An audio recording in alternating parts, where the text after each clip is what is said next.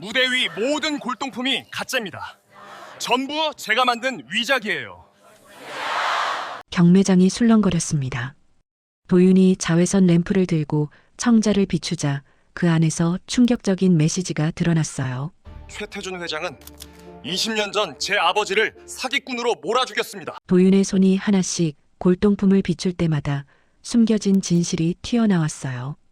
그 안에는 20년간 감춰온 범죄의 증거가 새겨져 있었습니다. 안 돼! 나는 최태준이야. 대성구룡 회장이라고! 경찰이 수갑을 채우자 평생 권력을 휘두르던 재벌 회장이 피눈물을 흘리며 무릎을 꿇었습니다. 본격적인 사연 시작 전에 여러분과 짧게 인사를 나누고 싶습니다.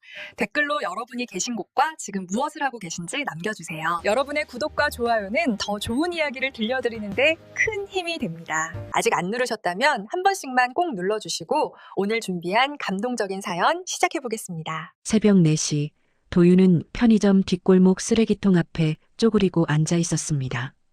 점원이 방금 버린 폐기 도시락 2개가 비닐봉지에 담겨 있었어요.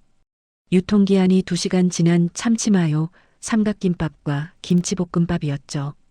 도윤은 봉지를 집어들고 주변을 둘러봤습니다. 아무도 없었어요. 그제야 봉지를 가방에 넣고 서둘러 골목을 빠져나왔습니다. 찬바람이 옷깃 사이로 파고들었어요. 도윤의 점퍼는 솜의 끝이 다해져서 솜이 비어져 나왔습니다. 작년 겨울에 구세군 자선 바자회에서 산 옷이었죠. 그나마 이게 제일 따뜻한 겉옷이었어요. 도윤은 가방끈을 어깨에 단단히 메고 구로 디지털 단지역 방향으로 걸어갔습니다. 출근길 지하철은 사람들로 가득했어요. 도윤은 구석자리에 몸을 구겨 넣고 눈을 감았습니다. 어젯밤에도 공장에서 새벽 3시까지 일했거든요. 잠이 쏟아졌지만 끝까지 버텨야 했어요. 다음 정류장에서 내려야 했으니까요. 승객 여러분, 구로 디지털 단지역입니다. 도윤은 화들짝 눈을 떴습니다. 깜빡 졸았던 거예요. 서둘러 문 쪽으로 몸을 밀어냈죠. 사람들 사이를 비집고 나가는데 누군가가 도윤의 발을 밟았습니다. 아, 죄송합니다. 도윤이 고개를 숙이며 사과했어요. 상대는 눈도 마주치지 않고 휙 지나갔습니다. 도윤은 익숙하다는 듯 그냥 플랫폼으로 걸어 나갔어요. 공장은 역에서 걸어서 15분 거리에 있었습니다. 낡은 3층짜리 건물이었어요. 1층은 의류공장, 2층은 가방공장, 3층은 창고였죠. 도윤은 2층으로 올라갔습니다. 문을 열자마자 기름 냄새가 코를 찔렀어요. 낡은 미싱 20대가 일렬로 늘어서서 덜컹덜컹 소리를 내고 있었습니다. 늦었네, 김도윤. 공장장이 시계를 보며 말했어요. 까칠한 목소리였죠. 죄송합니다. 지하철이 조금 됐고 어제 못 끝낸 거 마저 해. 오늘 오후까지 150개 납품이야. 도윤은 고개를 끄덕이고 자기 자리로 갔습니다. 구석 자리였어요. 창문도 없는 곳이었죠. 미싱 앞에 앉아 발판을 밟자 기계가 요란하게 돌아가기 시작했습니다. 가죽 조각을 집어들고 바늘 아래에 댔어요. 손이 저절로 움직였습니다. 이미 6개월째 하는 일이었거든요. 하지만 도윤의 머릿속은 전혀 다른 곳에 가 있었어요. 어젯밤 3층 창고에서 본 그 그림 말이에요. 누군가 버린 액자 더미 속에서 우연히 발견한 낡은 민화였습니다. 찢어지고 색이 바래서 거의 형체를 알아볼 수 없을 정도였죠. 하지만 도윤의 눈에는 보였어요. 조선 후기 화원의 필치가요. 구름을 그린 붓 터치의 방향, 학의 깃털을 표현한 섬세한 전묘법, 소나무 가지의 자연스러운 곡선까지요. 도윤의 가슴이 뛰었습니다.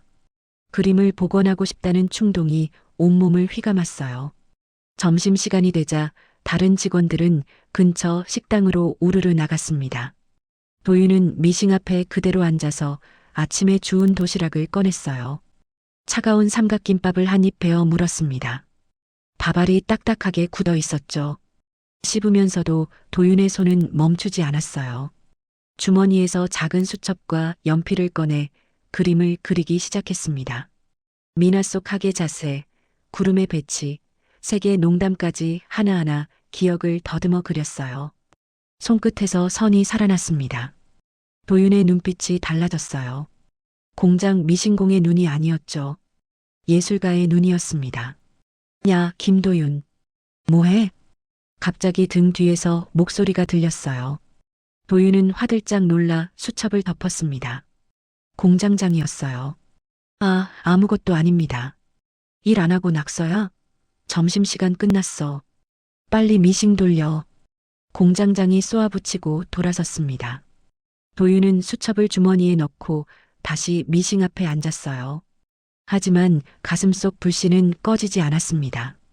저녁 7시 도윤은 공장 문을 나섰습니다. 다른 날 같으면 야간 작업을 더 했겠지만 오늘은 갈 곳이 있었어요. 도윤은 서둘러 인사동으로 향했습니다. 인사동 뒷골목 지하에는 작은 골동품 가게가 하나 있었어요. 간판도 없는 곳이었죠. 도윤은 계단을 내려가 낡은 나무 문을 두드렸습니다. 들어오게. 안에서 굵은 목소리가 들렸어요. 문을 열고 들어가니 희미한 전구 불빛 아래 백발의 노인이 앉아 있었습니다. 장노인이었어요. 인사동에서 40년 넘게 골동품을 다룬 사람이었죠. 왔군, 도윤이. 안녕하세요, 사장님. 도윤은 가방에서 조심스럽게 미나를 꺼냈습니다. 어젯밤 창고에서 몰래 가져온 거예요. 장노인은 돋보기를 쓰고 그림을 들여다봤습니다. 한참을 말없이 살피더니 고개를 끄덕였어요. 이거 괜찮은데. 조선 후기 작품이 맞아. 복원하면 500은 받겠어. 정말요? 도윤의 눈이 반짝였습니다. 500만 원이면 어머니 병원비 한 달치는 낼 수 있었어요. 복원 맡길 테니 2주일 안에 해줄 수 있나? 네, 할 수 있습니다. 도윤은 그림을 다시 가방에 넣었어요. 가슴이 두근거렸습니다.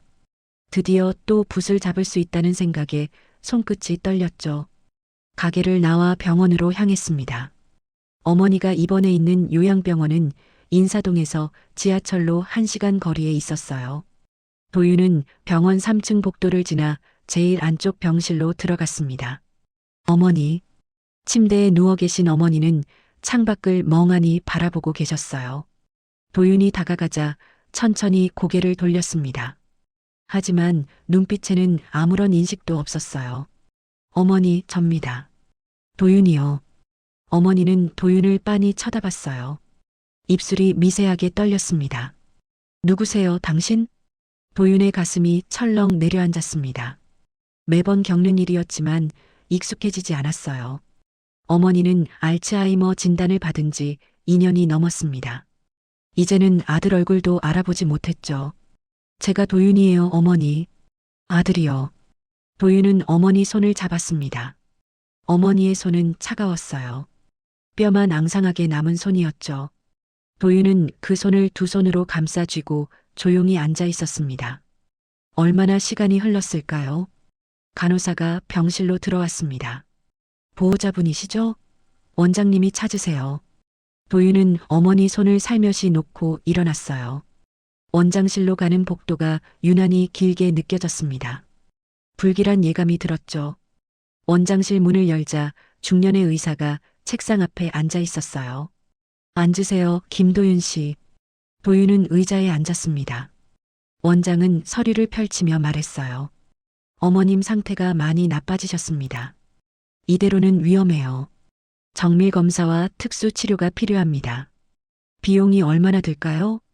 도윤의 목소리가 떨렸어요. 원장은 잠시 망설이다가 답했습니다. 최소 5천만 원은 필요합니다. 그리고 앞으로 매달 간병비도 200만 원 이상 들어갈 거예요. 5천만 원. 도윤의 머릿속이 하얘졌습니다. 지금 통장에 있는 돈은 고작 90만 원이었어요. 한 달 내내 공장에서 일해도 월급은 180만 원이었죠. 미나 복원에서 받을 500만 원을 다 모아도 턱없이 부족했습니다. 언제까지 결정하셔야 해요? 2주일 안에는 수술을 시작해야 합니다. 늦으면. 원장은 말을 잇지 못했어요.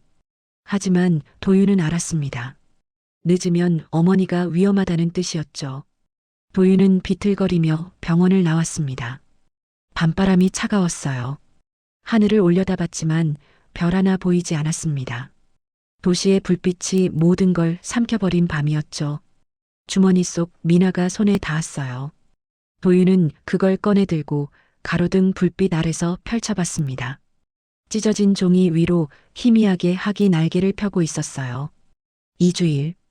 복원을 끝내고 500만 원을 받는다 해도 5천만 원과는 거리가 너무 멀었습니다. 도윤은 그림을 다시 접어 가방에 넣었어요. 발걸음을 옮기는데 휴대전화가 울렸습니다. 모르는 번호였어요. 도윤은 전화를 받았습니다. 여보세요? 김도윤 씨 맞습니까? 차갑고 정중한 목소리였어요. 남자 목소리였죠. 네, 맞는데요. 대성그룹 비서실입니다. 최 회장님께서 내일 오전 10시에 본사로 오시라고 하셨습니다. 도윤의 심장이 쿵하고 떨어지는 느낌이었어요. 대성그룹. 한국에서 5손가락 안에 드는 재벌 기업이었습니다. 그런데 왜 자기를 부르는 걸까요? 저 무슨 일로? 회장님께서 직접 말씀하실 겁니다. 주소는 문자로 보내드리겠습니다. 시간 꼭 지켜주시기 바랍니다. 전화가 끊어졌어요. 도윤은 멍하니 휴대전화를 내려다봤습니다. 곧 문자가 왔어요. 강남 한복판 주소였습니다. 도윤은 천천히 걸음을 옮겼어요. 머릿속이 복잡했습니다. 대성그룹 최 회장이 자기를 왜 부르는 걸까요? 혹시 미나 복원 소식을 들었을까요? 인사동에서 도윤은 얼굴 없는 복원사로 통했거든요. 소문이 재벌가까지 퍼진 걸까요? 아니면 다른 이유가 있을까요? 도윤은 고개를 저었어요. 내일 가보면 알겠죠. 지금은 어머니 생각뿐이었습니다. 5천만 원. 그 거대한 벽 앞에서 도윤은 한없이 작아지는 기분이었어요. 원룸으로 돌아와 미나를 책상 위에 펼쳤습니다. 작은 스탠드를 켜고 돋보기를 들었어요. 찢어진 부분을 하나하나 들여다봤습니다. 복원에는 최소 2주일이 걸릴 거예요. 하지만 지금 당장 시작해야 했어요. 도윤은 서랍에서 붓과 물감을 꺼냈습니다. 아버지가 남긴 유품이었어요. 아버지는 인사동 최고의 표구사였죠. 어릴 적 아버지 작업실에서 붓쥐는 법을 배웠던 기억이 떠올랐습니다. 도윤아, 그림은 마음으로 그리는 거란다. 손은 그냥 도구일 뿐이야. 아버지의 목소리가 귓가에 맴돌았어요. 도윤은 붓을 들고 종이에 댔습니다. 손끝에서 선이 흘러나왔어요. 학의 날개가 되살아나기 시작했습니다. 새벽까지 작업을 했어요.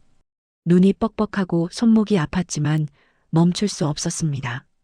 이게 지금 도윤이 할 수 있는 전부였으니까요. 시계를 보니 새벽 4시였어요. 다시 편의점에 갈 시간이었습니다. 도윤은 붓을 내려놓고 자리에서 일어났어요. 창밖으로 동이 트기 시작했습니다. 새로운 하루가 오고 있었죠. 내일이면 대성그룹 본사에 가야 했어요. 무슨 일이 기다리고 있을지 알 수 없었습니다. 하지만 도윤은 알고 있었어요. 어떤 일이 생기든 어머니를 살려야 한다는 것만은요. 도윤은 미나를 조심스럽게 접어 서랍에 넣었습니다. 그리고 낡은 점퍼를 걸치고 문을 열었어요. 차가운 새벽 공기가 얼굴을 때렸습니다. 도윤은 계단을 내려가며 주먹을 꽉 쥐었어요. 버틸 거예요. 어떻게든요. 다음 날 아침 9시 도윤은 강남역 앞에 서 있었습니다. 손에는 백화점 쇼핑백이 들려 있었어요. 어젯밤 공장에서 받은 이번 주 급여 전부를 털어서 산 와이셔츠와 구두였죠. 그래도 싸구려 티가 났습니다. 와이셔츠 소매는 조금 짧았고 구두는 인조가죽이라 빛이 어색했어요. 하지만 이게 도윤이 할 수 있는 최선이었습니다. 최소한 공장 작업복 차림으로 재벌 회장을 만날 수는 없었으니까요. 대성그룹 본사 건물은 35층짜리 유리 건물이었어요. 입구에 서자 자동문이 스르르 열렸습니다. 로비는 도윤의 원룸 20개는 좋게 들어갈 만큼 넓었어요. 천장은 높고 바닥은 대리석으로 빛났죠. 도윤은 자신도 모르게 걸음이 작아졌습니다. 어떻게 오셨습니까? 안내 데스크에 앉은 여직원이 물었어요. 단정한 미소를 띤 얼굴이었지만 눈빛은 차갑게 도윤을 후쳤습니다. 도윤의 싸구려 와이셔츠를 본 거예요. 저 최 회장님이 부르셔서 왔습니다. 김도윤이라고. 신분증 주세요. 여직원은 도윤의 신분증을 받아 컴퓨터로 확인했어요. 키보드를 두드리는 소리가 로비에 울렸습니다.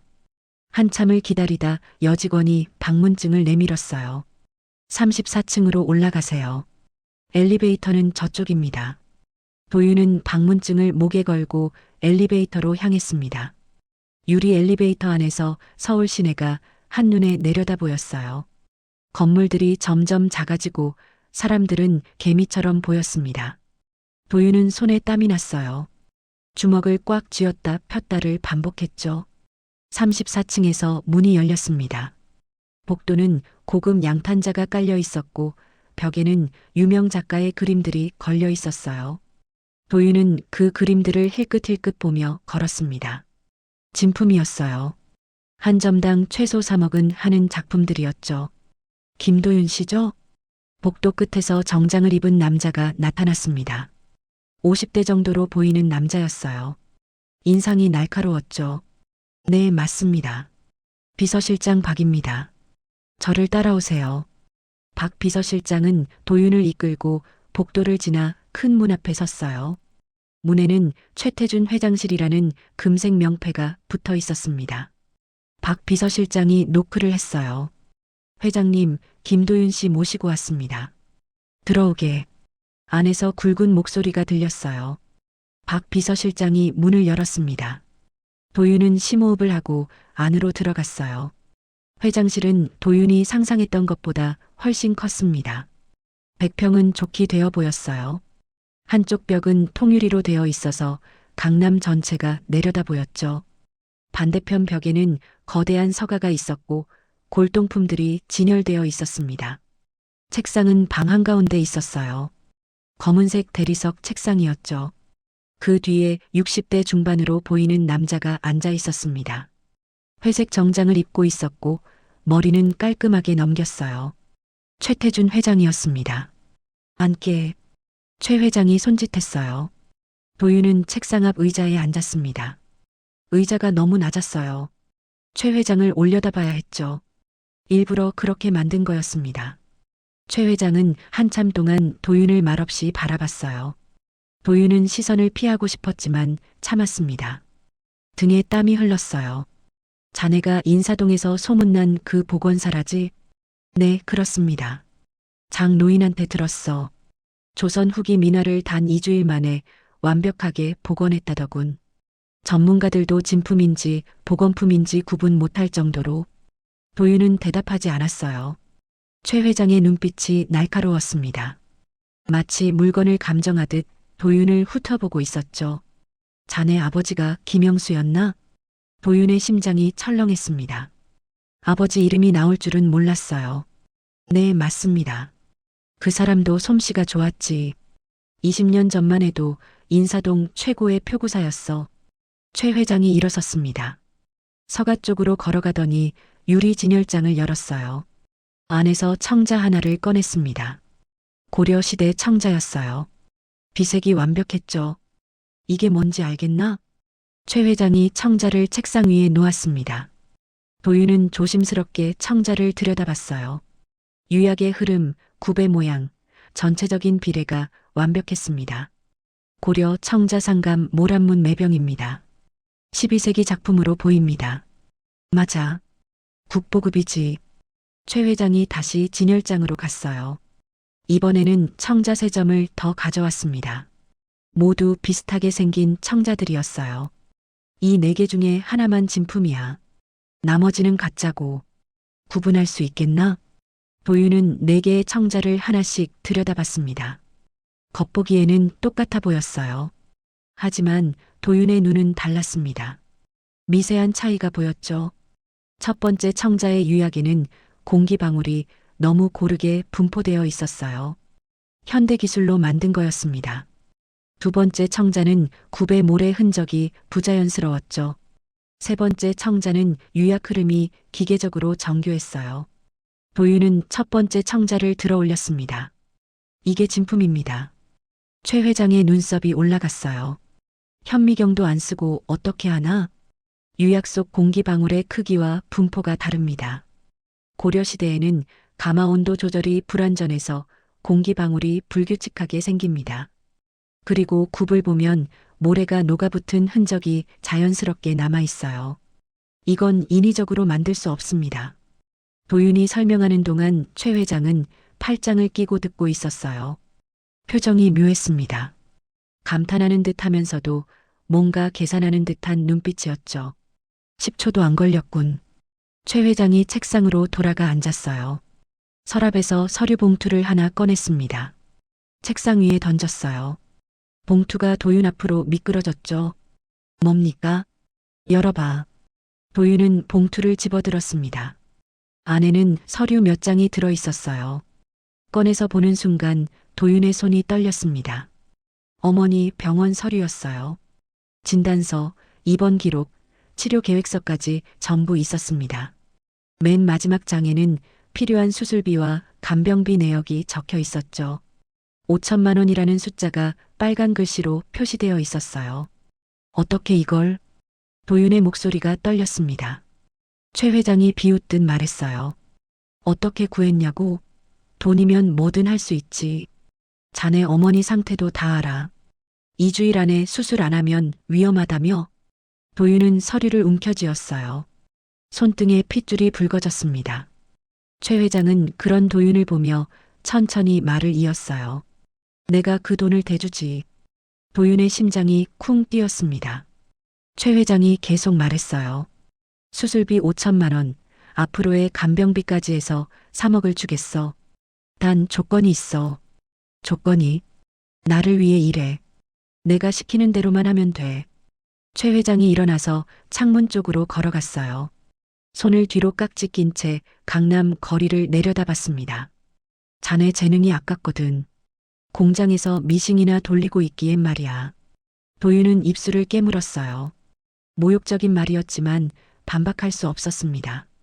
사실이었으니까요. 무슨 일을 시키실 건데요? 골동품 감정.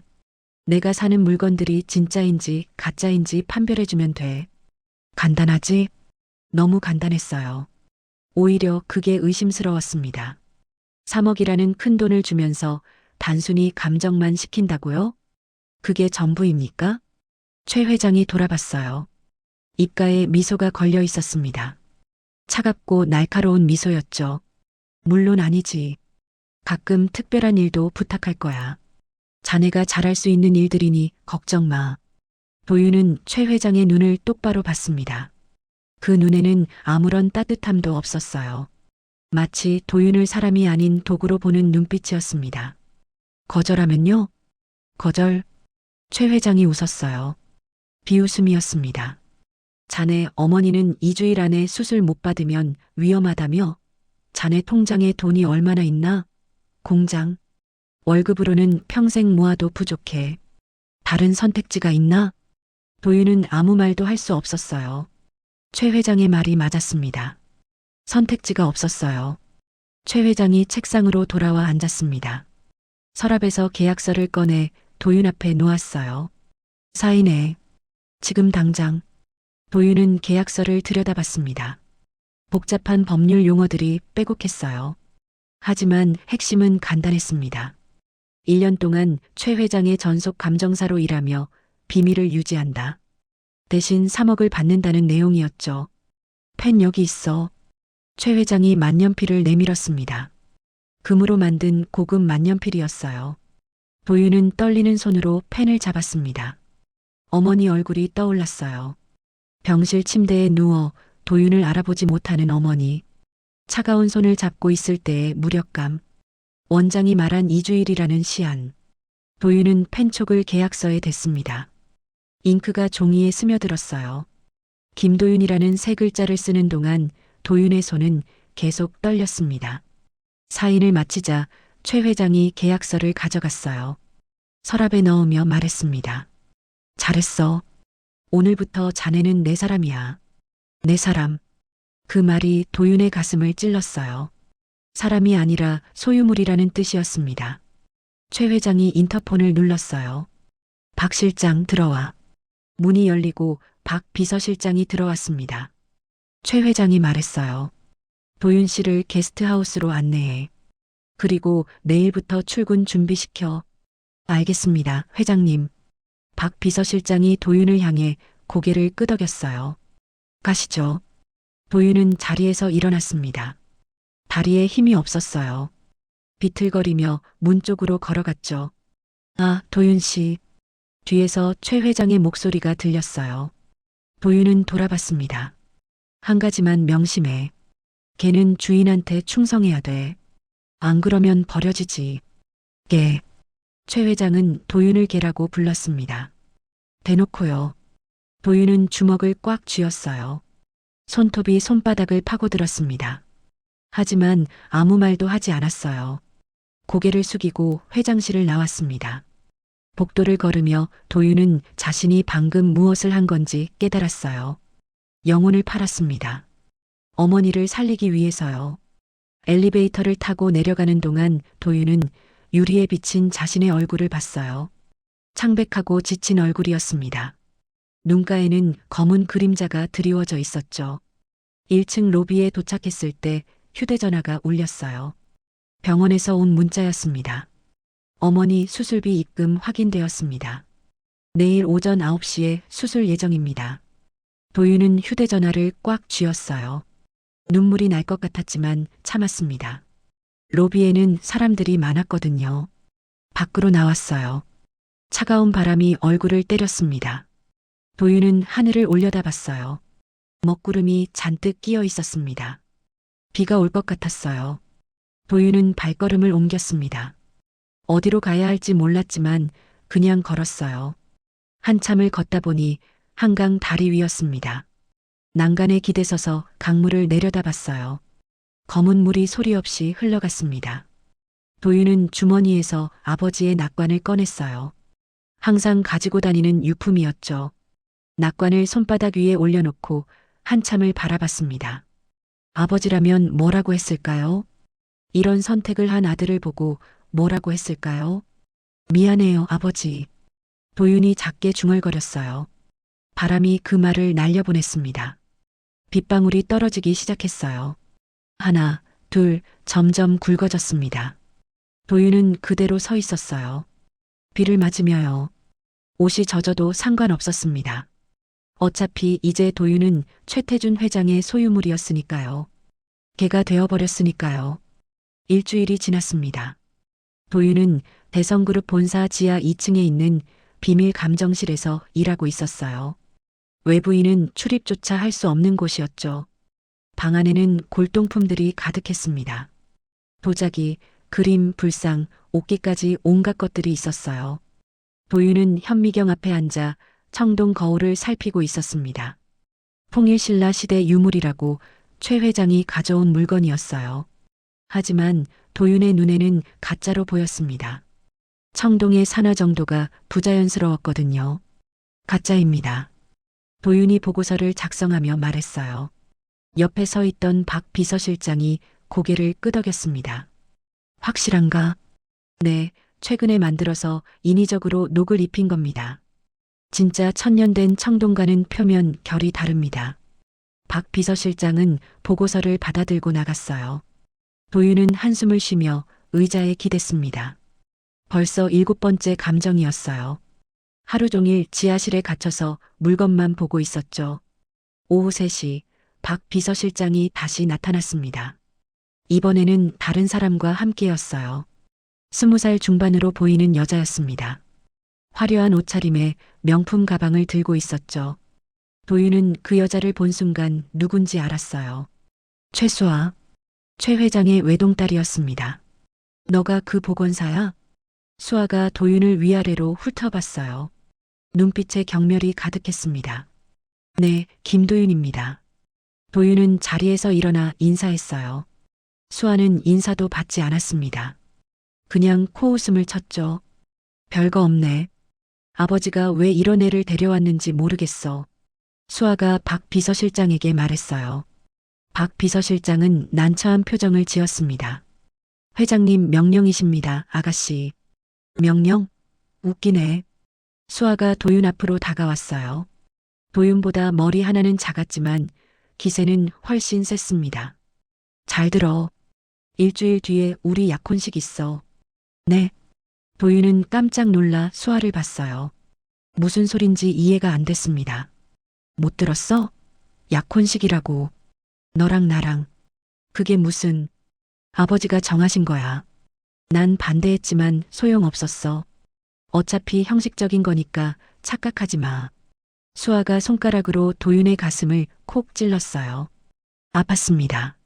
넌 그냥 방패막이야. 알겠어? 수아는 그 말을 남기고 돌아섰습니다. 높은 구두 소리를 내며 감정실을 나갔어요. 박 비서실장도 미안하다는 듯 도윤을 보고는 따라 나갔습니다. 도윤은 멍하니 서 있었어요. 약혼식이라니. 대체 최 회장은 뭘 생각하는 걸까요? 감정사로 쓰는 것도 모자라 이제 딸과 약혼까지 시킨다고요? 저녁 7시 도윤은 숙소로 돌아왔습니다. 대성그룹이 제공한 숙소였어요. 강남 한복판 오피스텔 20평짜리였죠. 도윤의 원룸보다 10배는 넓었습니다. 하지만 도윤은 이곳이 감옥처럼 느껴졌어요. 아무리 넓어도 자유가 없었으니까요. 침대에 누워 천장을 봤습니다. 휴대전화가 울렸어요. 병원에서 온 문자였습니다. 어머님 수술 잘 끝났습니다. 회복 중이십니다. 도윤은 휴대전화를 가슴에 올려놓았어요. 눈을 감았습니다. 어머니는 살았어요. 그걸로 됐습니다. 도윤이 무슨 짓을 하든 어머니만 살면 됐어요.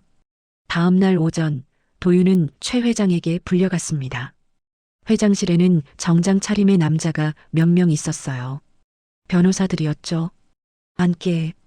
최 회장이 손짓했어요. 도윤은 의자에 앉았습니다. 테이블 위에는 서류들이 놓여 있었어요. 약혼 서류야. 사인해. 회장님, 이건 제가 계약한 내용이 아닙니다. 도윤이 조심스럽게 말했어요. 최 회장의 눈썹이 올라갔습니다. 계약? 자네가 뭘 계약했다고 생각하나? 최 회장이 일어나서 도윤 앞으로 왔어요. 도윤의 어깨에 손을 올렸습니다. 무겁고 차가운 손이었어요. 자네는 나한테 몸을 팔았어. 내가 시키는 건 뭐든지 해야 돼. 그게 계약이야. 도윤은 주먹을 꽉 쥐었어요. 손톱이 손바닥을 파고들었습니다. 약혼은 1년만 하면 돼. 그 뒤에는 파혼하면 되고. 간단하지? 왜 이런 걸 시키십니까? 궁금해? 최 회장이 웃었어요. 비웃음이었습니다. 수아한테 남자가 있거든. 재벌 2세인데 집안이 좀 복잡해. 지금 결혼하면 내 회사에 안 좋아. 그래서 자네가 필요한 거야. 시간 끌기용으로. 도윤은 이를 악물었어요. 결국 도윤은 도구였습니다. 감정 도구, 시간 끌기 도구, 뭐든 필요한 대로 쓰는 도구였죠. 사인 안 하면 계약 위반이야. 그럼 어머니 치료비 다시 토해내야 돼. 최 회장의 목소리가 차갑게 내려앉았어요. 협박이었습니다. 도윤은 펜을 집어들었어요. 떨리는 손으로 약혼 서류에 사인했습니다. 최 회장이 만족스러운 표정으로 서류를 가져갔어요. 잘했어. 다음 주 토요일이 약혼식이야. 정장은 맞춰줄 테니 걱정 마. 일주일 뒤 토요일 약혼식장이었습니다. 강남 최고급 호텔 연회장이었어요. 샹들리에가 빛나고 꽃들이 가득했죠. 하객들은 모두 재벌가 사람들이었습니다. 도윤은 턱시도를 입고 무대 위에 서 있었어요. 옆에는 웨딩드레스를 입은 수아가 있었습니다. 수아는 웃고 있었지만 눈빛은 차갑기만 했어요. 축하합니다. 하객들이 박수를 쳤어요. 플래시가 터졌습니다. 도윤은 억지로 웃었어요. 입꼬리만 올라간 가짜 웃음이었죠. 반지 교환하시겠습니다. 사회자의 말에 도윤은 반지를 집어들었어요. 수아의 손가락에 끼워주려는데 수아가 손을 확 빼버렸습니다. 어머, 미끄러워서. 수아가 웃으며 말했어요. 하객들이 웃었습니다. 귀여운 실수라고 생각한 거예요. 하지만 도윤은 알았어요. 일부러 그런 거라는 걸요. 다시 손을 내밀자 수아가 손가락을 내밀었어요. 도윤은 반지를 끼워줬습니다. 수아도 도윤에게 반지를 끼워줬어요. 하지만 너무 세게 밀어넣어서 도윤의 손가락이 아팠습니다. 식이 끝나고 피로연이 시작됐어요. 도윤은 수아 옆에 서서 하객들에게 인사해야 했습니다. 사람들은 축하한다고 했지만 눈빛은 다들 비슷했어요. 도윤을 보는 눈에는 호기심과 경멸이 섞여 있었죠. 저 사람이 수아 약혼자래. 공장에서 일하던 애래. 회장님이 데려왔다는데 왜 저런 애를 데려왔을까? 수군거리는 소리가 들렸어요. 도윤은 참았습니다. 주먹을 꽉 쥐고 웃는 얼굴을 유지했어요. 도윤 씨, 잠시만요. 수아가 작게 말했어요. 도윤은 고개를 끄덕이고 수아를 따라 연회장 밖으로 나왔습니다. 복도를 지나 귀빈실로 들어갔어요. 문을 닫자마자 수아의 표정이 변했습니다. 웃음기가 싹 사라졌어요. 제대로 해. 사람들 앞에서 창피하게 하지 말고. 제가 뭘 잘못했습니까? 웃는 게 어색해. 연기라도 제대로 해. 언제까지 이래야 합니까? 도윤이 물었어요. 수아가 도윤을 째려봤습니다. 1년. 그 뒤엔 널 버릴 거야. 그때까진 시키는 대로만 해. 수아가 담배를 재떨이에 비볐어요. 그러고는 다시 웃는 얼굴로 돌아왔습니다. 마치 스위치를 켠 것처럼요. 가자. 사람들 기다려. 연회장으로 돌아가는 복도에서 도윤은 걸음을 멈췄어요. 화장실 표시가 보였습니다. 먼저 가세요. 화장실 좀 다녀오겠습니다. 수아는 대답도 안 하고 그냥 가버렸어요. 도윤은 화장실로 들어갔습니다. 세면대 앞에 서서 거울을 봤어요. 거울 속 도윤은 낯선 사람 같았습니다. 고급 턱시도를 입고 머리를 깔끔하게 넘긴 모습이었어요. 겉으로는 재벌가 사위처럼 보였죠. 하지만 눈빛은 죽어 있었어요. 생기라곤 없는 눈이었습니다. 도윤은 찬물로 얼굴을 씻었어요.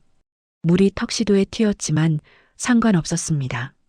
수건으로 얼굴을 닦는데 화장실 문이 열렸어요. 최 회장이었습니다. 도윤은 화들짝 놀라 인사했어요. 회장님. 최 회장이 세면대 옆에 섰어요. 거울로 도윤을 봤습니다. 내일부터 본격적인 일을 시작할 거야. 본격적인 일이요? 지금까진 연습이었어. 내일부터는 진짜야. 최 회장이 주머니에서 열쇠를 하나 꺼냈어요. 도윤에게 건넸습니다. 본사 지하 3층 창고 열쇠야. 내일 밤 11시에 거기로 와. 무슨 일을? 가면 알아. 그리고 이건 비밀이야. 누구한테도 말하면 안 돼. 알겠나? 최 회장의 목소리가 낮게 깔렸어요. 협박이 섞인 목소리였습니다. 도윤은 열쇠를 받았어요. 차갑고 무거운 열쇠였습니다. 최 회장이 화장실을 나갔어요.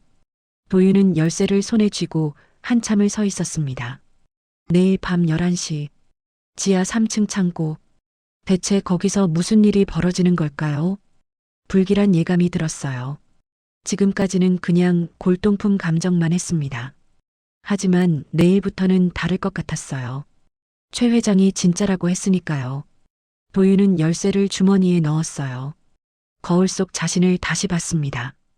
턱시도를 입은 도윤은 마치 다른 사람 같았어요. 아니, 정말로 다른 사람이 된 거였습니다. 일주일 전에 도윤은 가난했지만 자유로웠어요. 지금의 도윤은 돈이 생겼지만 영혼을 잃었죠. 도윤은 화장실을 나와 연회장으로 돌아갔어요. 음악이 흐르고 사람들이 웃고 있었습니다. 화려한 파티였어요. 하지만 도윤에게는 장례식처럼 느껴졌습니다. 수아가 손짓했어요. 도윤은 억지로 웃으며 수아 옆으로 갔습니다. 수아가 도윤의 팔을 끼고 사람들에게 인사했어요. 제 약혼자예요. 잘 부탁드려요. 사람들이 박수를 쳤습니다. 플래시가 터졌어요. 도윤은 웃었습니다. 얼굴 근육이 당겼지만 계속 웃었어요. 주머니 속 열쇠가 손에 닿았습니다. 차갑고 무거웠어요. 마치 도윤을 끌어내리는 무게추 같았습니다. 파티는 밤 10시까지 계속됐어요. 도윤은 그 시간 내내 웃고 인사하고 또 웃었습니다. 집으로 돌아갈 때쯤엔 턱이 아플 정도였어요. 숙소에 돌아와 턱시도를 벗었습니다. 침대에 누웠어요. 천장을 바라봤죠. 내일 밤 11시. 도윤은 눈을 감았습니다. 하지만 잠이 오지 않았어요. 열쇠만 자꾸 생각났습니다. 새벽까지 뒤척이다 겨우 잠들었어요. 꿈속에서도 열쇠가 나왔습니다.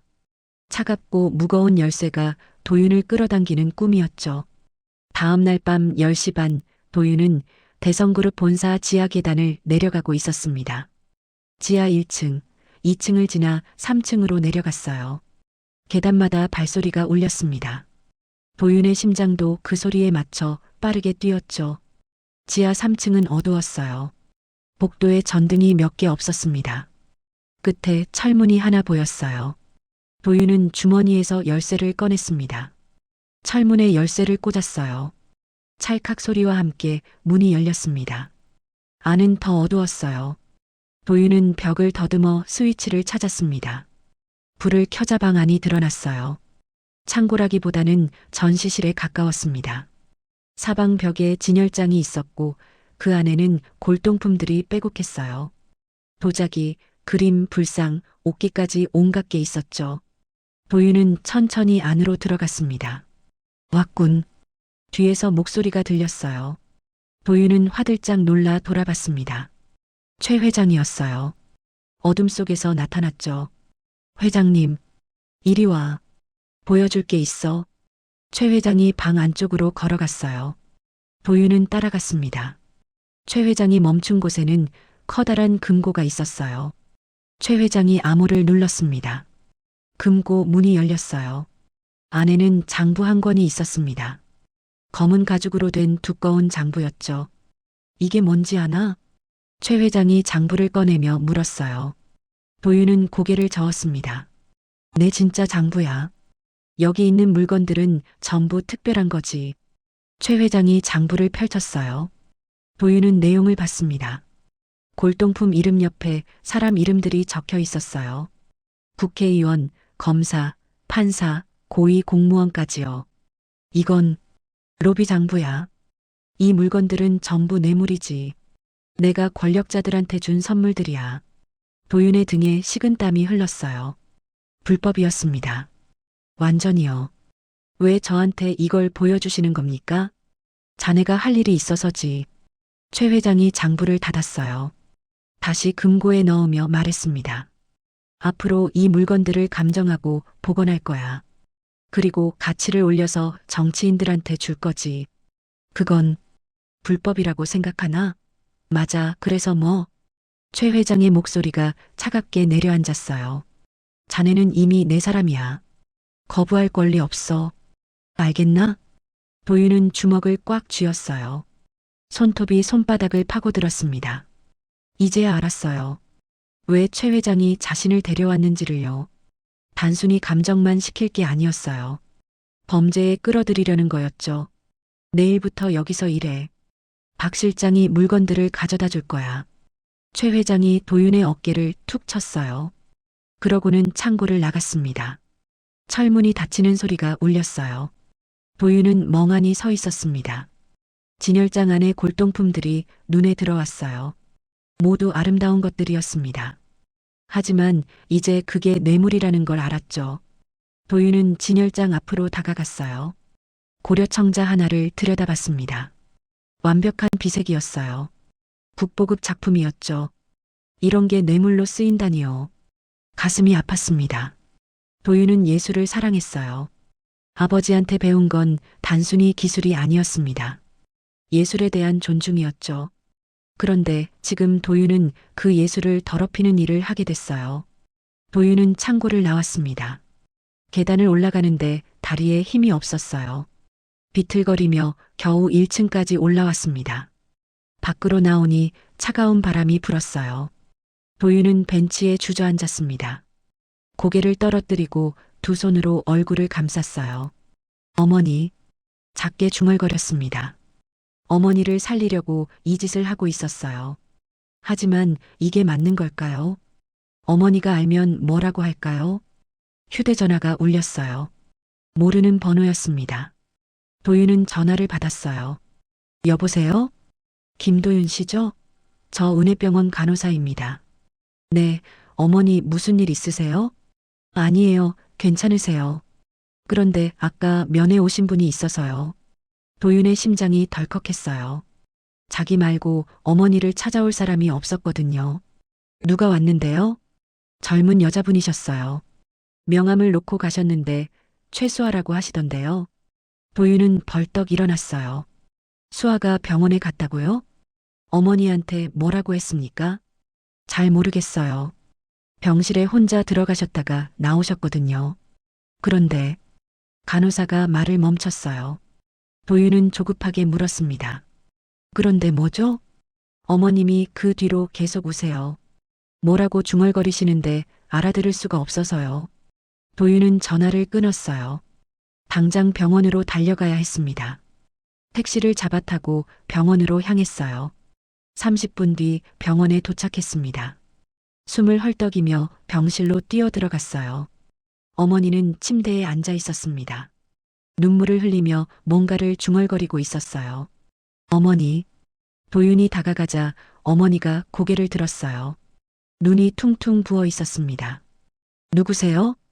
어머니는 여전히 도윤을 알아보지 못했어요. 하지만 계속 울고 있었죠. 어머니, 접니다. 도윤이에요. 누가 와서 뭐라고 했어요? 모르겠어요. 무서운 여자가 왔어요. 피를 못 속인다고 했어요. 우리 아들이 나쁜 짓 한다고. 어머니가 흐느끼며 말했어요. 도윤의 가슴이 무너져 내렸습니다. 수아가 어머니한테 그런 말을 한 거예요. 어머니, 괜찮아요. 아무 일 없어요. 도윤이 어머니를 안았어요. 어머니는 도윤을 밀어냈습니다. 누구세요? 왜 날 만져요? 어머니의 목소리는 공포로 가득했어요. 도윤은 손을 내렸습니다. 가슴이 찢어지는 것 같았어요. 간호사가 들어왔어요. 진정제를 준비하고 있었습니다. 나가 계세요. 어머님이 너무 흥분하셨어요. 도윤은 비틀거리며 병실을 나왔어요. 복도에 주저앉았습니다. 벽에 등을 기대고 천장을 봤어요. 수아가 왜 그랬을까요? 왜 아무 죄도 없는 어머니한테 그런 말을 한 걸까요? 휴대전화를 꺼내 수아에게 전화했어요. 신호음이 여러 번 울렸습니다. 받지 않았어요. 도윤은 계속 전화했습니다. 5번째에 수아가 받았어요. 뭐? 퉁명스러운 목소리였어요. 왜 우리 어머니한테 그런 말을 했습니까? 그런 말, 뭔 말? 피를 못 속인다고, 제가 나쁜 짓 한다고 왜 그런 말을 했냐고요? 도윤의 목소리가 떨렸어요. 수아가 웃었습니다. 비웃음이었어요. 사실이잖아. 넌 나쁜 짓 하고 있고, 그리고 피는 못 속이지. 내 아버지도 사기꾼이었잖아. 뭐라고요? 도윤의 목소리가 낮게 깔렸어요. 수아가 계속 말했습니다. 우리 아버지가 말씀하시더라. 내 아버지 김영수가 인사동에서 사기치다가 걸려서 자살했다고. 그러니까 넌 사기꾼 아들인 거지. 그건 거짓말입니다. 거짓말? 증거도 있는데? 도윤의 손이 떨렸어요. 휴대전화를 꽉 쥐었습니다. 우리 아버지는 사기꾼이 아닙니다. 믿고 싶은 대로 믿어. 근데 내 어머니는 진실을 알아. 그래서 운 거고. 수아가 전화를 끊어버렸어요. 도윤은 휴대전화를 내려다봤습니다. 화면이 흐릿하게 보였어요. 눈물이 고인 거였습니다. 도윤은 병원을 나왔어요. 밤 공기가 차갑게 파고들었습니다. 하지만 느껴지지 않았어요. 가슴속이 더 차가웠거든요.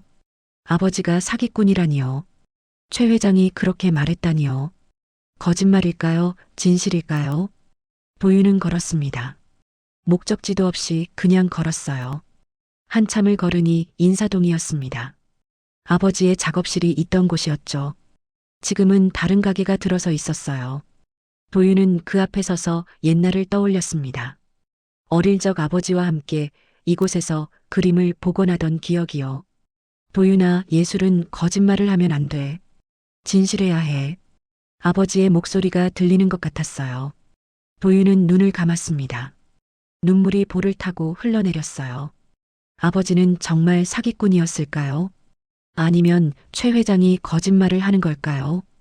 진실을 알아야 했어요. 도윤은 장 노인의 가게로 향했습니다. 밤 12시가 넘었지만 가게에는 불이 켜져 있었어요. 문을 두드렸습니다. 들어오게. 안에서 장 노인의 목소리가 들렸어요. 도윤은 문을 열고 들어갔습니다. 장노인은 돋보기를 끼고 도자기를 보고 있었어요. 도윤이 아닌가? 이 밤에 웬일인가?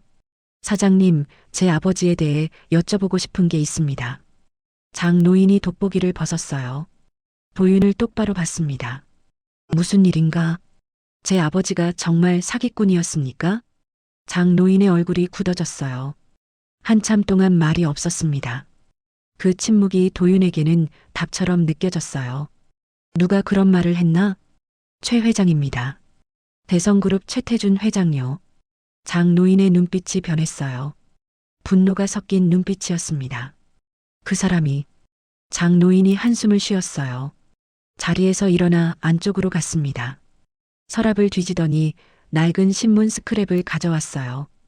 이걸 봐. 도윤은 신문을 받았습니다. 20년 전 기사였어요.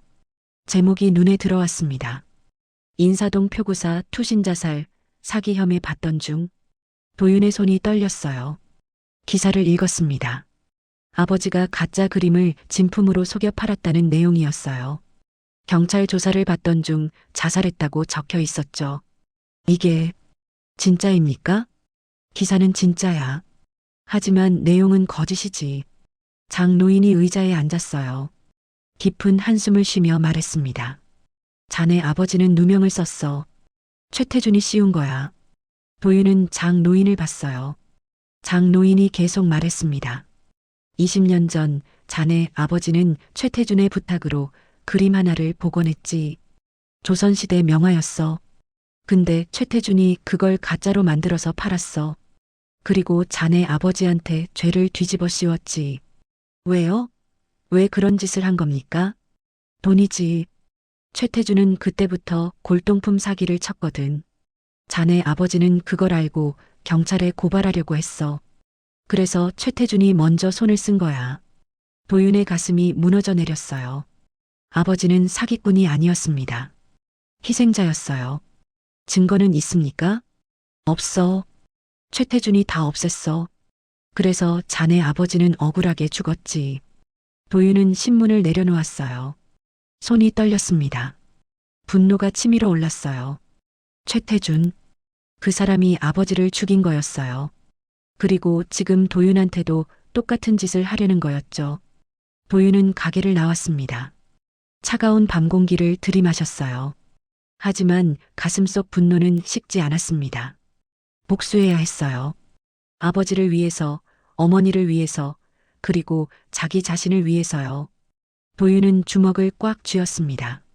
이제 그냥 당하고만 있지 않을 거예요. 반드시 최태준을 무너뜨릴 거였죠. 어떻게든요. 그날 밤부터 도윤은 달라졌습니다. 겉으로는 순종적인 척했지만 속으로는 계획을 세우고 있었어요. 최 회장을 무너뜨릴 방법을요. 다음 날 아침 도윤은 평소처럼 지하 3층 창고로 갔습니다. 박 비서실장이 가져온 골동품들을 감정했어요. 조선 백자 2점, 고려, 불화 1점이었죠. 모두 진품이었습니다. 감정서 작성해 주세요. 박 비서실장이 말했어요. 도윤은 고개를 끄덕이고 책상으로 갔습니다. 감정서를 쓰는 동안 박 비서실장은 옆에 서서 지켜봤어요. 도윤은 펜을 들고 종이에 글을 썼습니다. 진품이라고요. 하지만 머릿속으로는 다른 생각을 하고 있었어요. 이 물건들이 어디로 가는지, 누구한테 가는지요. 다 됐습니다. 도윤이 감정서를 건넸어요. 박 비서실장이 받아들고 훑어봤습니다. 수고했어요. 박 비서실장이 나가려는데 도윤이 불렀어요. 실장님. 왜요? 궁금한 게 있는데요. 이 물건들은 어디로 가는 겁니까? 박 비서실장의 얼굴이 굳어졌어요. 한참 동안 도윤을 바라보더니 한숨을 쉬었습니다. 알 필요 없어요. 그냥 시키는 일만 하세요. 알고 싶습니다. 도윤이 또박또박 말했어요. 박 비서실장이 눈썹을 찌푸렸습니다. 왜 갑자기 그래요? 지금까지 잘했잖아요. 제가 무슨 일에 연루되는지 알아야 하지 않습니까? 박 비서실장은 대답하지 않았어요. 그냥 감정서를 들고 나가버렸습니다. 문이 닫히는 소리가 울렸어요. 도윤은 자리에 앉았습니다. 계획을 실행할 시간이었어요. 도윤은 일어나서 금고 쪽으로 갔습니다. 최 회장이 암호를 누르는 걸 지난번에 봤거든요. 손을 뻗어 암호를 눌렀어요. 하나, 둘, 셋, 넷. 금고 문이 열렸습니다. 안에는 검은 가죽 장부가 있었어요. 도윤은 주변을 살폈습니다. 아무도 없었어요. 재빨리 장부를 꺼내 펼쳤습니다. 골동품 이름과 함께 정치인 이름들이 빼곡했어요. 도윤은 휴대전화를 꺼냈습니다. 장부를 한 장 한 장 사진으로 찍었어요. 손이 떨렸지만 참았습니다. 집중했어요. 마지막 장까지 찍었어요. 도윤은 장부를 다시 금고에 넣었습니다. 문을 닫고 암호를 눌렀어요. 찰칵 소리와 함께 금고가 잠겼습니다. 도윤은 휴대전화를 주머니에 넣었어요. 심장이 미친 듯이 뛰었습니다. 하지만 이제 시작일 뿐이었어요. 금고 옆에 다른 서랍이 있었습니다. 도윤은 조심스럽게 서랍을 열었어요. 안에는 서류들이 가득했죠. 계약서, 영수증, 편지까지요. 도윤은 서류들을 하나씩 살펴봤습니다. 대부분 골동품 거래 내역이었어요. 그런데 한 서류가 눈에 들어왔습니다. 김영수와의 계약서. 도윤의 손이 멈췄어요. 아버지 이름이었습니다. 서류를 집어들고 읽었어요. 계약서에는 아버지가 최 회장의 그림을 복원해주기로 했다고 적혀 있었어요. 대가는 3천만 원이었죠. 하지만 뒷면에 다른 글씨가 있었습니다. 복원 실패로 인한 손해배상 청구 5억 원. 도윤의 손이 떨렸어요. 이게 바로 최 회장이 아버지를 몰아넣은 방법이었습니다. 아버지가 제대로 복원했는데도 실패했다고 우긴 거예요. 그리고 5억 원을 요구한 거였죠. 아버지는 그 돈을 낼 수 없었을 거예요. 그래서 사기꾼으로 몰렸고 결국 죽음을 택했던 거였습니다. 도윤은 계약서를 가슴에 안았어요. 눈물이 났지만 참았습니다. 지금 울 시간이 없었어요. 계약서를 사진으로 찍었습니다. 그리고 조심스럽게 서랍에 다시 넣었어요. 다른 서류들도 원래대로 정리했습니다. 그때 복도에서 발소리가 들렸어요. 도윤은 화들짝 놀라 서랍을 닫았습니다. 재빨리 책상으로 돌아가 앉았어요. 문이 열렸습니다. 박 비서실장이었어요. 도윤은 평소처럼 감정 노트를 보고 있는 척했습니다. 아직도 있었어요? 박 비서실장이 의아한 표정으로 물었어요. 네, 감정 기록을 정리하고 있었습니다. 그래요. 오늘은 이만 들어가세요. 내일 또 일 있을 거예요. 도윤은 고개를 끄덕이고 일어났습니다. 가방을 들고 창고를 나왔어요. 복도를 걸어가는데 다리에 힘이 없었습니다. 긴장한 탓이었어요. 숙소로 돌아왔습니다. 문을 잠그고 침대에 앉았어요. 휴대전화를 꺼내 찍어둔 사진들을 봤습니다. 장부 사진 32장, 계약서 사진 8장. 이게 증거였어요. 최 회장의 범죄를 증명할 수 있는 증거였죠. 하지만 이것만으로는 부족했습니다. 더 확실한 게 필요했어요. 도윤은 생각에 잠겼습니다. 최 회장이 가장 아끼는 게 뭘까요? 골동품이었어요. 특히 회장실에 진열된 국보급 작품들이요. 도윤의 입가에 미소가 걸렸습니다. 차갑고 날카로운 미소였어요. 계획이 떠올랐거든요. 위작을 만드는 거예요. 최 회장의 진품들을 하나씩 가짜로 바꿔치기 하는 거였죠. 그리고 적절한 순간에 폭로하는 거예요. 최 회장이 가짜를 진품인 줄 알고 뇌물로 쓰게 만드는 거였습니다. 도윤은 책상으로 갔어요. 서랍을 열고 아버지의 도구들을 꺼냈습니다. 붓, 물감, 낙관까지요. 아버지, 제가 아버지의 원수를 갚겠습니다. 도윤이 작게 중얼거렸어요. 붓을 들고 종이에 댔습니다. 손끝에서 선이 흘러나왔어요. 다음 날부터 도윤은 이중 생활을 시작했습니다. 낮에는 창고에서 최 회장의 일을 했어요. 밤에는 숙소에서 위작을 만들었죠. 첫 번째 목표는 회장실에 있던 고려청자였습니다. 국보급 청자 상감 모란문 매병이요. 도윤은 청자와 똑같은 크기의 도자기를 구했어요. 그리고 유약을 입혔습니다. 2주일이 걸렸어요. 밤마다 3시간씩 자며 작업했습니다. 유약의 색깔, 구배 모양, 모란 문양까지 완벽하게 재현했어요. 완성된 위작은 진품과 구분이 안 됐습니다. 전문가가 봐도 모를 정도였어요. 도윤은 만족스러운 표정으로 청자를 들여다봤습니다. 이제 바꿔치기 할 차례군요. 토요일 밤이었어요. 본사에는 아무도 없었습니다. 도윤은 위작을 가방에 넣고 본사로 갔어요. 경비실을 지나갈 때 심장이 쿵쾅거렸습니다. 하지만 경비는 도윤을 알았어요. 회장님의 예비 사위니까요. 들어가세요. 경비가 문을 열어줬어요. 도윤은 고개를 숙이고 안으로 들어갔습니다. 엘리베이터를 타고 34층으로 올라갔어요. 복도는 조용했습니다. 회장실 문 앞에 섰어요. 도윤은 주머니에서 열쇠를 꺼냈습니다. 박 비서실장이 비상용으로 준 열쇠였어요. 문을 열고 안으로 들어갔습니다. 회장실은 어두웠어요. 도윤은 휴대전화 손전등을 켰습니다. 진열장 쪽으로 갔어요. 유리문을 열었습니다. 안에 청자가 있었어요. 도윤은 조심스럽게 청자를 꺼냈습니다. 가방에서 위작을 꺼내 진열장에 놓았어요. 진품은 가방에 넣었습니다. 유리문을 닫았어요. 완벽했습니다. 아무도 눈치채지 못할 거예요. 도윤은 회장실을 나왔습니다. 복도를 지나 엘리베이터로 갔어요. 내려가는 동안 가슴이 두근거렸습니다. 1층 로비를 지나 밖으로 나왔어요. 차가운 밤 공기가 얼굴을 때렸습니다. 도윤은 가방을 꽉 안았어요. 안에는 진품 청자가 있었습니다. 숙소로 돌아와 청자를 책상 위에 놓았어요. 아름다운 비색이었습니다. 1000년 전 고려 도자기의 숨결이 느껴졌죠. 하지만 도윤은 감상할 여유가 없었어요. 다음 작품을 준비해야 했거든요. 한 달이 지났습니다. 도윤은 7점의 위작을 만들었어요. 청자, 백자, 불화, 옥기까지요. 모두 최 회장 회장실과 창고에 있던 국보급 작품들이었습니다. 하나씩 바꿔치기 했어요. 토요일 밤마다 본사에 가서요. 진품들은 숙소 장롱 깊숙이 숨겨뒀습니다. 최 회장은 전혀 눈치채지 못했어요. 위작이 너무 완벽했거든요. 도윤의 실력은 아버지를 넘어섰습니다. 어느 날 밤 도윤은 마지막 작품을 바라봤어요. 조선시대 명화였습니다. 산수화였죠. 이걸 복원한 게 바로 아버지였어요. 도윤은 그림을 들여다봤습니다. 아버지의 손길이 느껴졌어요.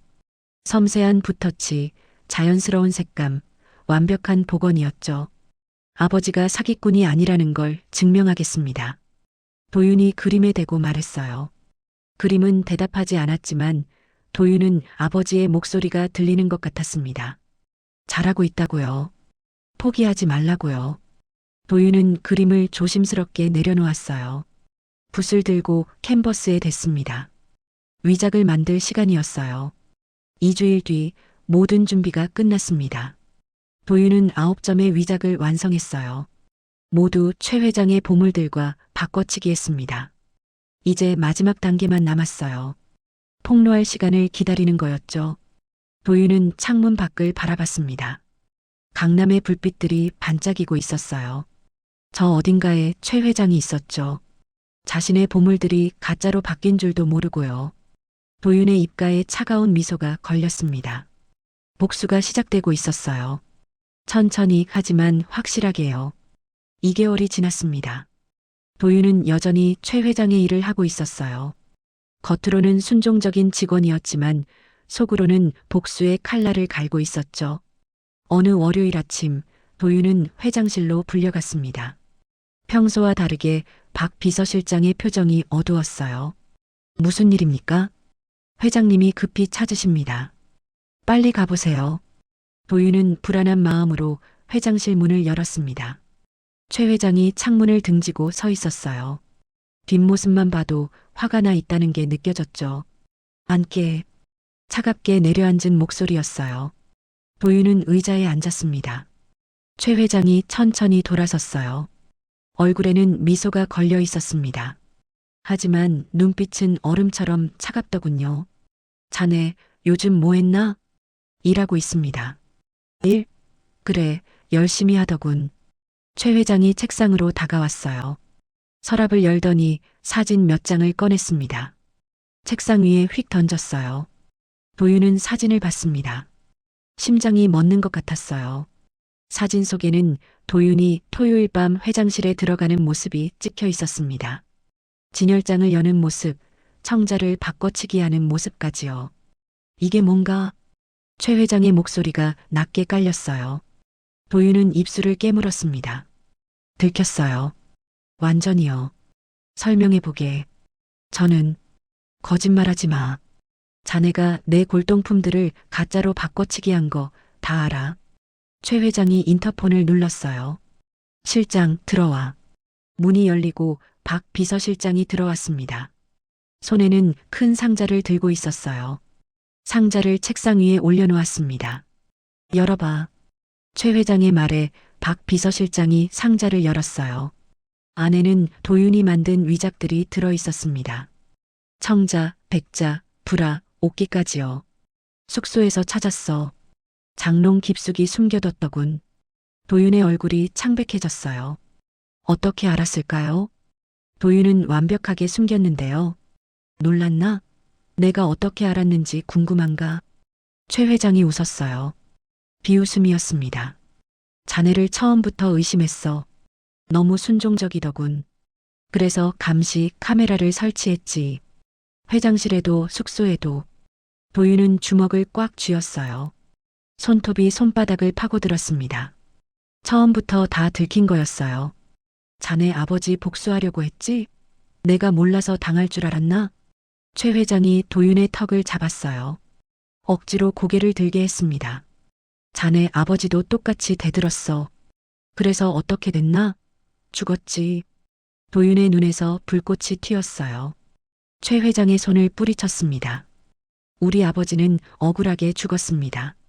억울하다고? 웃기는 소리. 내 아버지는 약했어. 그래서 진 거야.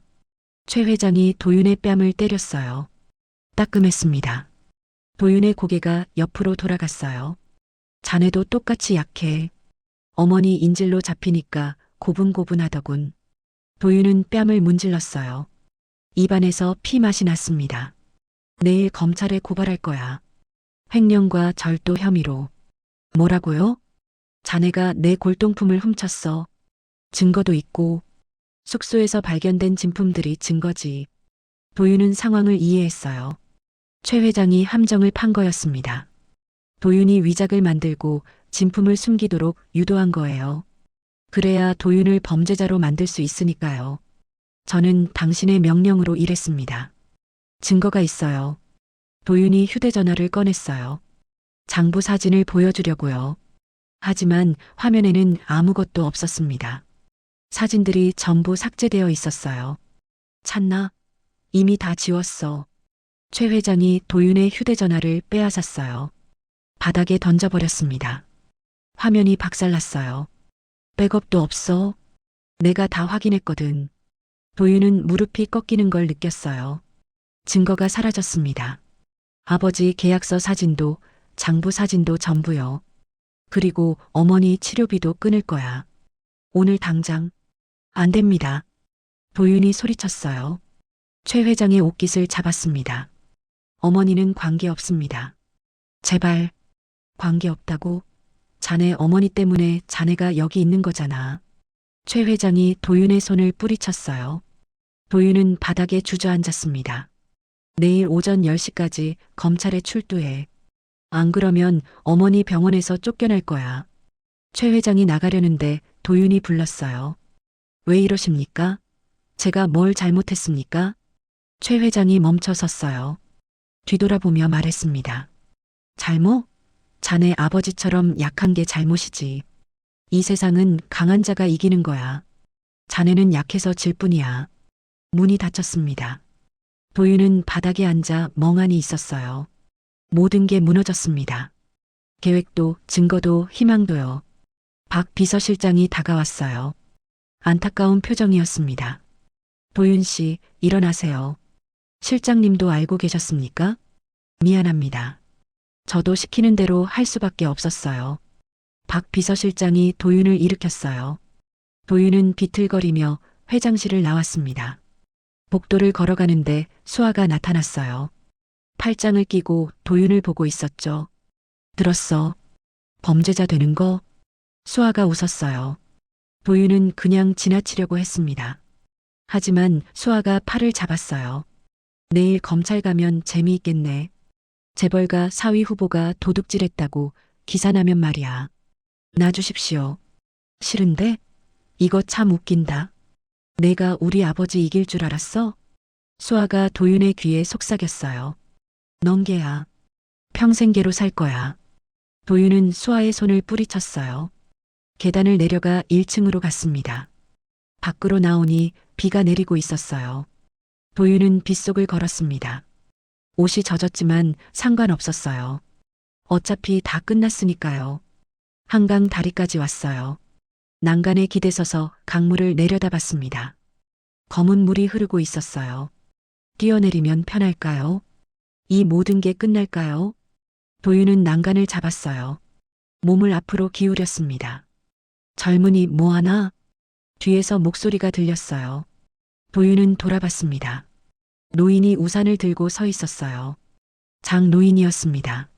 사장님, 비 맞으면 감기 걸려. 이리 와. 장노인이 우산을 내밀었어요.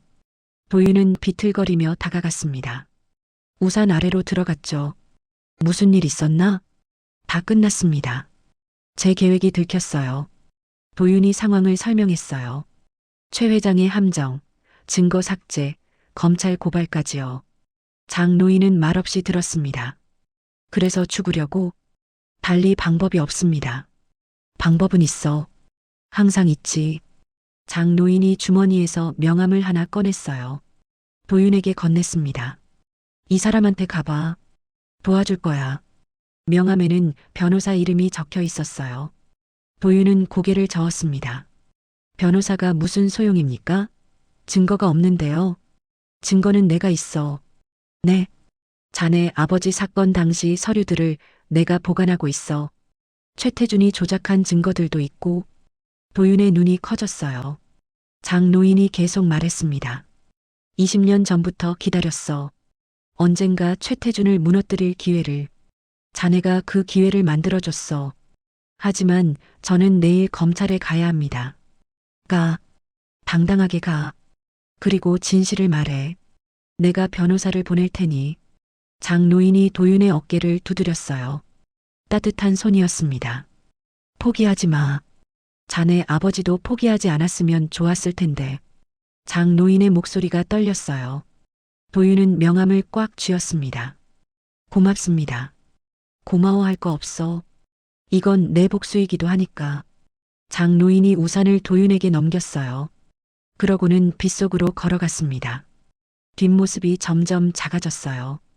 도윤은 명함을 주머니에 넣었어요. 난간에서 몸을 떼었습니다. 강물을 다시 봤어요.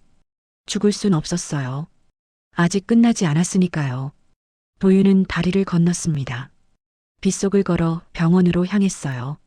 어머니를 봐야 했습니다. 병원에 도착했을 때는 밤 9시였어요. 병실로 들어갔습니다. 어머니는 자고 계셨어요. 도윤은 어머니 손을 잡았습니다. 차갑고 마른 손이었어요. 어머니, 제가 지킬게요. 반드시요. 어머니는 대답하지 않았어요. 하지만 손가락이 미세하게 움직였습니다. 도윤의 손을 약하게 잡는 것 같았어요. 도윤은 그 순간 깨달았습니다. 아직 희망이 있다는 걸요.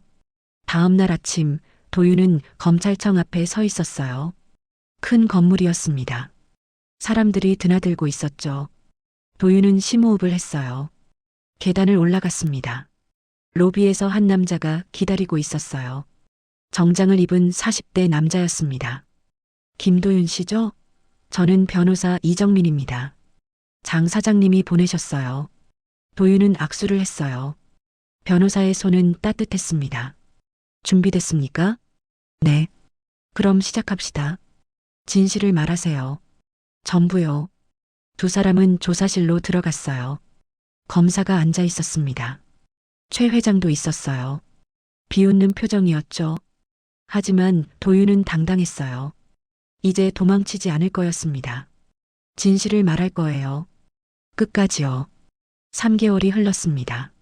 검찰 조사는 예상과 다르게 흘러갔어요. 이정민 변호사가 제출한 증거들이 효력을 발휘한 거였죠. 20년 전 아버지 사건에 조작된 서류, 최 회장의 골동품 사기 기록, 장 노인이 보관해온 모든 자료들이요. 검찰은 최 회장을 역조사하기 시작했습니다. 도윤의 혐의는 일단 보류됐어요.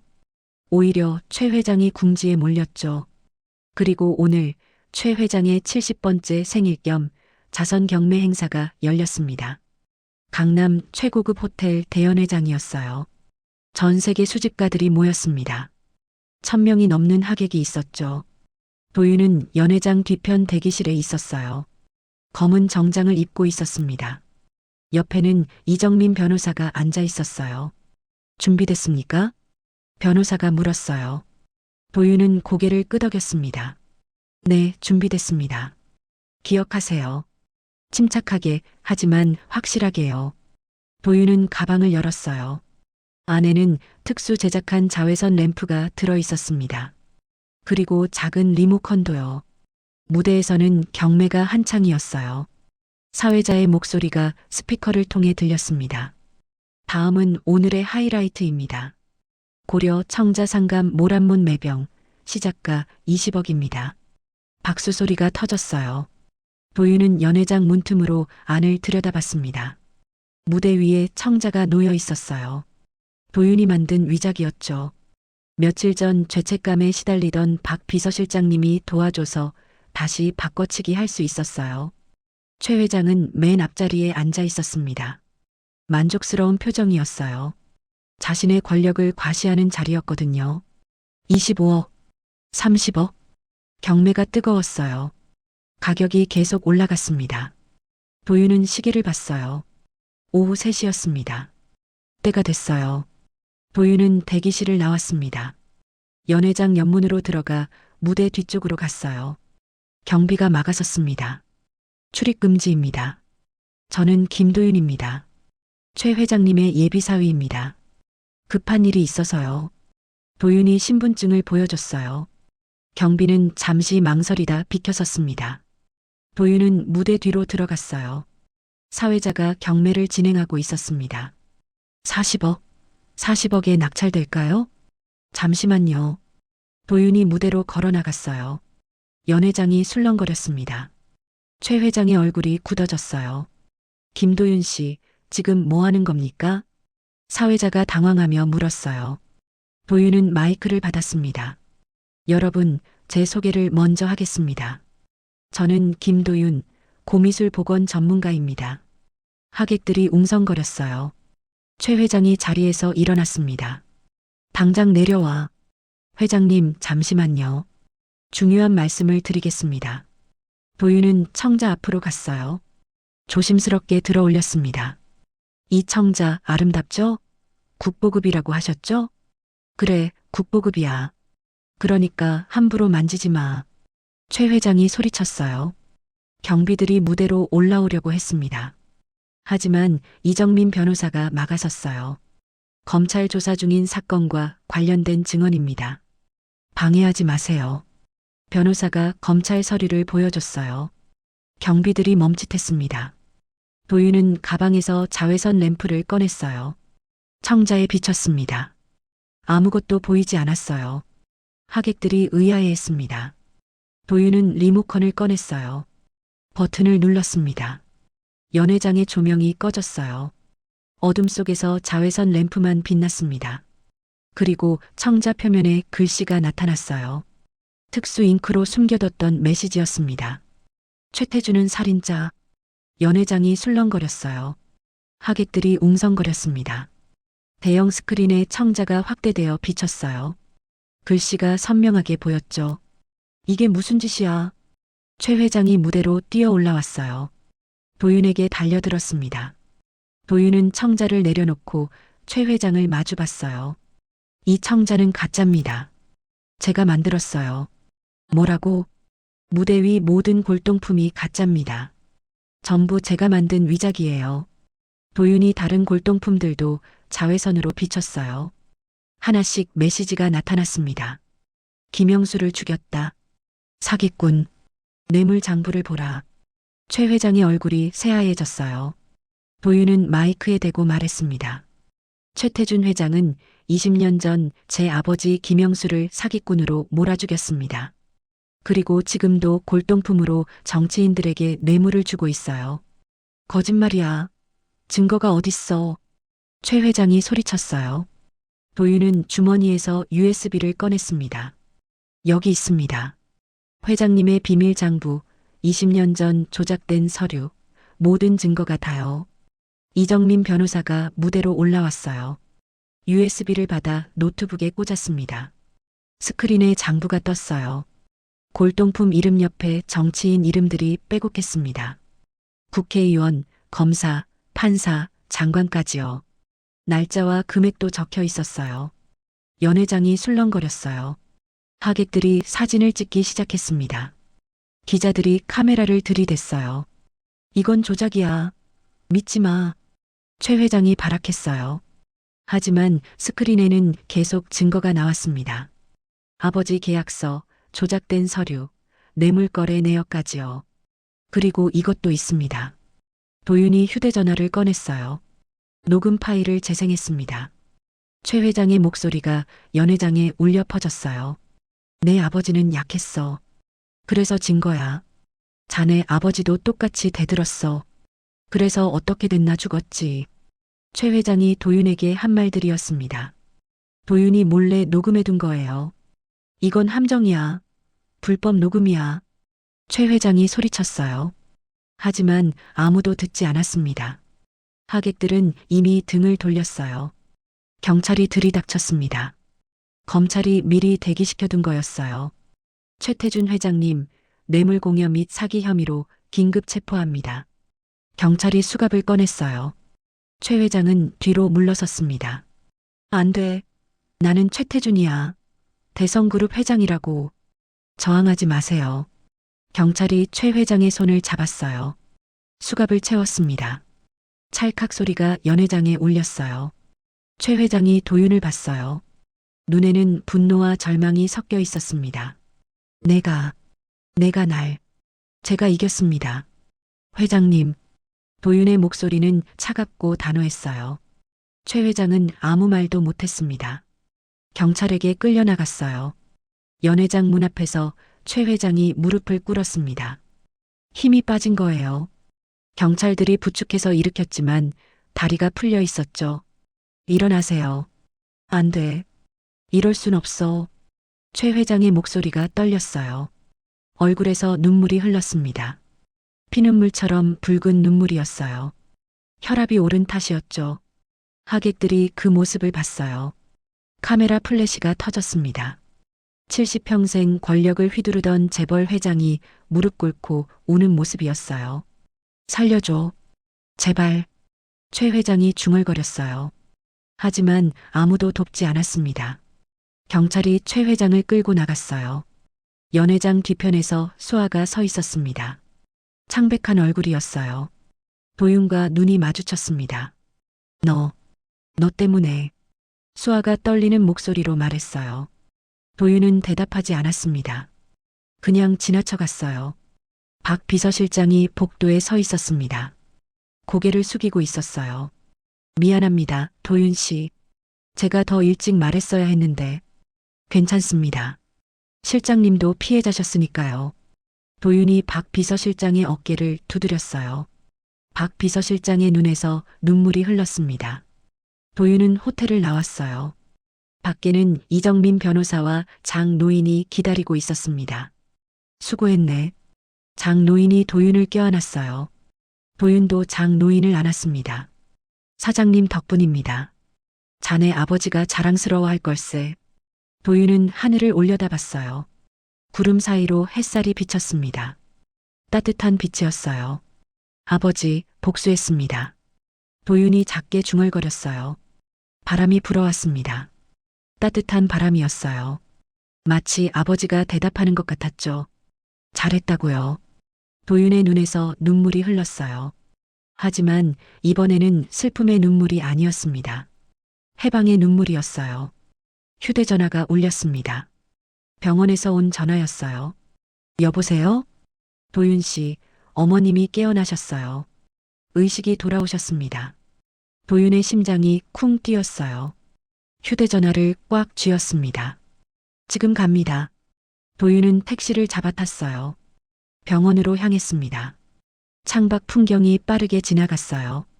30분 뒤 병원에 도착했습니다. 병실로 뛰어들어갔어요. 어머니는 침대에 앉아 계셨습니다. 눈을 뜨고 창밖을 보고 계셨어요. 어머니. 도윤이 다가가자 어머니가 천천히 고개를 돌렸어요. 도윤을 봤습니다. 잠시 침묵이 흘렀어요. 도윤은 숨을 참았습니다. 도윤아. 어머니가 입을 열었어요. 떨리는 목소리였지만 분명했습니다. 어머니. 도윤이 어머니를 안았어요. 어머니도 도윤을 안았습니다. 마른 손으로 도윤의 등을 쓰다듬었어요. 우리 아들 고생 많았구나. 어머니의 목소리에 도윤은 울음을 터뜨렸어요. 어머니 품에서 한참을 울었습니다. 모든 게 끝났어요. 긴 싸움이 끝난 거였습니다. 도윤은 창문 밖을 봤어요. 저녁 노을이 지고 있었습니다. 붉고 아름다운 노을이었어요. 새로운 시작이 기다리고 있었습니다. 6개월이 흘렀습니다. 서울중앙지방법원 대법정이었어요. 방청객들로 가득했습니다. 기자들이 카메라를 들고 있었죠. 피고석에는 최태준과 수아가 앉아 있었어요. 두 사람 모두 수갑을 차고 있었습니다. 최 회장의 얼굴은 많이 늙어 있었어요. 머리는 새하얗게 새고 등은 구부정했습니다. 판사가 망치를 두드렸어요. 피고인 최태준에게 징역 15년을 선고합니다. 뇌물 공여, 사기, 문서 위조, 그리고 김영수 씨에 대한 명예훼손 및 간접적 살인 교사 혐의가 모두 인정됩니다. 최 회장은 고개를 떨어뜨렸어요. 어깨가 떨렸습니다. 피고인 최수아에게는 징역 3년, 집행유예 5년을 선고합니다. 공범 혐의는 인정되나 주도적 역할이 아니었음을 감안합니다. 수아는 눈물을 흘렸어요. 하지만 아무도 동정하지 않았습니다. 대성그룹의 불법 자산은 전액국고로 환수됩니다. 피해자 김영수 씨 유족에게는 3억 원의 배상금을 지급하라고 명합니다. 판사가 판결문을 닫았어요. 망치를 다시 두드렸습니다. 이상 선고를 마칩니다. 법정이 술렁거렸어요. 기자들이 사진을 찍었습니다. 최 회장은 경호원들에게 끌려나갔어요. 수아도 따라 나갔습니다. 도윤은 방청석에 앉아 그 모습을 봤어요. 옆에는 어머니가 앉아 계셨습니다. 어머니는 도윤의 손을 잡았어요. 이제 끝났구나. 네, 어머니. 끝났습니다. 도윤과 어머니는 법정을 나왔어요. 복도에서 이정민 변호사가 기다리고 있었습니다. 축하합니다. 좋은 결과네요. 변호사님 덕분입니다. 아니에요. 도윤 씨가 포기하지 않았기 때문입니다. 변호사가 악수를 청했어요. 도윤은 악수를 받았습니다. 앞으로 계획이 있으십니까? 네, 있습니다. 도윤은 미소를 지었어요. 따뜻한 미소였습니다. 3개월 뒤 인사동 한복판에 새로운 건물이 들어섰어요. 3층짜리 한옥 건물이었습니다. 간판에는 이렇게 적혀 있었어요. 김영수 고미술연구소. 개소식 날이었습니다. 사람들이 모여 있었어요. 장로인, 이정민 변호사, 그리고 인사동 상인들이요. 도윤은 한복을 입고 현관 앞에 섰어요. 어머니가 옆에 서 계셨습니다. 어머니의 얼굴에는 미소가 가득했어요. 아버지를 기리는 뜻으로 이 연구소를 엽니다. 예술은 돈이 아닌 마음으로 해야 한다는 아버지의 가르침을 따르겠습니다. 도윤이 테이프를 끊었어요. 박수 소리가 터졌습니다. 사람들이 축하했어요. 연구소 안으로 들어가니 깨끗하게 정돈된 작업실이 있었습니다. 한쪽 벽에는 아버지의 사진이 걸려 있었어요. 도구들도 진열되어 있었죠. 도윤은 아버지 사진 앞에 섰어요. 고개를 숙여 절했습니다. 아버지, 약속 지켰습니다. 이제 아버지의 이름으로 제대로 된 일을 하겠습니다. 사진 속 아버지는 웃고 계셨어요. 따뜻한 미소였습니다. 저녁이 되자 손님들이 돌아갔어요. 도윤과 어머니만 남았습니다. 둘이서 작업실을 둘러봤어요. 여기 좋구나. 어머니가 창문을 보며 말했어요. 창밖으로 인사동 거리가 보였습니다. 네, 아버지가 좋아하셨을 거예요. 내 아버지가 자랑스러워할 거야. 아들이 이렇게 훌륭하게 컸다고. 어머니가 도윤의 뺨을 어루만졌어요. 도윤은 어머니 손을 잡았습니다. 어머니가 계셔서 버틸 수 있었어요. 엄마도 너 때문에 버텼단다. 두 사람은 한참을 서로를 바라봤어요. 말이 필요 없었습니다. 눈빛만으로 충분했죠. 그날 밤 도윤은 작업실에 혼자 남았어요. 책상에 앉아 붓을 들었습니다. 새 종이를 펼쳤어요. 첫 작품을 그릴 시간이었습니다. 아버지의 연구소에서 만드는 첫 작품이요. 도윤은 붓에 먹을 묻혔어요. 종이에 댔습니다. 선이 흘러나왔어요. 자연스럽고 부드러운 선이었습니다. 산을 그렸어요. 구름을 그렸습니다. 소나무를 그렸어요. 손이 저절로 움직였습니다. 마음이 편안했거든요. 새벽까지 그렸어요. 완성된 그림을 보니 만족스러웠습니다. 아버지가 그린 것처럼 자연스러웠어요. 도윤은 그림을 벽에 걸었어요. 아버지 사진 옆에요. 두 그림이 나란히 걸려 있으니 마치 대화하는 것 같았습니다. 아버지, 이제 시작입니다. 도윤이 작게 중얼거렸어요. 창밖으로 동이 트고 있었습니다. 석 달 뒤 연구소는 바빠졌어요. 고미술품 복원 의뢰가 들어오기 시작한 거였습니다. 박물관, 개인 수집가, 문화재청까지요. 도윤은 하나하나 정성껏 복원했어요. 돈보다 예술을 중요하게 여겼습니다. 가난한 사람의 의뢰도 거절하지 않았어요.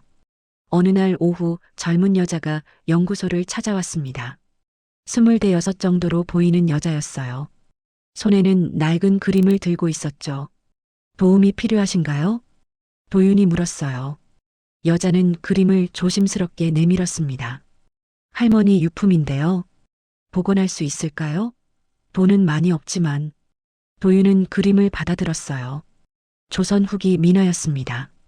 많이 낡았지만 정이 느껴지는 그림이었어요. 복원해 드릴 수 있습니다. 비용은 걱정하지 마세요. 정말요? 감사합니다. 여자의 얼굴이 환해졌어요. 도윤도 미소를 지었습니다. 이런 순간이 좋았어요. 돈이 아니라 마음으로 하는 일이었으니까요. 1년이 지났습니다. 연구소는 인사동에서 소문난 곳이 됐어요. 정직하고 실력 있는 복원사로 도윤의 이름이 알려졌죠.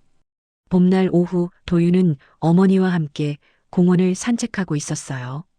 벚꽃이 만개한 날이었습니다. 기분이 좋구나. 어머니가 벚꽃을 보며 말했어요. 네, 정말 좋습니다. 내 아버지도 이런 날을 좋아했어. 같이 벚꽃 보러 다니곤 했지. 어머니의 눈가에 눈물이 맺혔어요. 하지만 슬픈 눈물은 아니었습니다. 그리운 눈물이었어요. 아버지 생각나세요? 응. 많이 보고 싶구나. 도윤은 어머니 어깨를 안았어요. 둘이서 한참을 벚꽃을 봤습니다. 바람이 불어왔어요. 꽃잎이 흩날렸습니다. 마치 눈처럼 아름다웠어요. 도윤아, 내 어머니, 행복하니? 도윤은 잠시 생각했어요. 그리고 대답했습니다. 네, 행복합니다. 그럼 됐다. 엄마는 그것만 바랐어. 어머니가 도윤의 손을 꽉 잡았어요. 따뜻한 손이었습니다.